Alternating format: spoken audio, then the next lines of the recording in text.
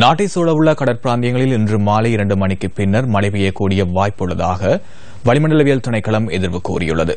இன்றைய நாட்டின் வானிலை தொடர்பான தகவலுடன் இணைந்து கொள்கின்றார் வளிமண்டலவியல் திணைக்களத்தின் வானிலை அதிகாரி முகமது சாலிஹின்.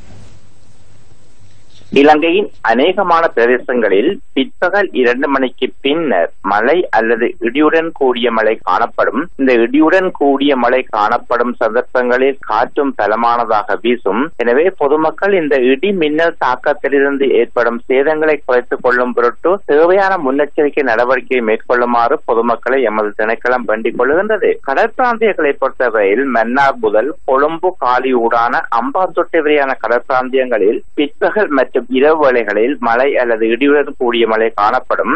கடல் பிராந்தியங்களில் காற்றின் வேகமானது மணிக்கு 20 கிலோமீட்டர் முதல் 30 கிலோமீட்டர் வரையான வேகத்தில் காங்கேசன்துறை முதல் கொழும்பு ஊடான அம்பாந்தோட்டை வரையான கடல் பிராந்தியங்களில் தென் மேற்கு திசையிலிருந்து காற்று வீசும். இலங்கை தீவை சுற்றியுள்ள கடல் பிராந்தியங்களில் எந்த ஒரு பகுதியும் கொந்தளிப்பு பெற்ற நிலையில் காணப்படுகின்ற பொழுதிலும் இந்த இடியுடன் கூடிய மழை காணப்படும் சந்தர்ப்பங்களில் கடலானது தற்காலிகமாக கொந்தளிப்பாக காணப்படும்.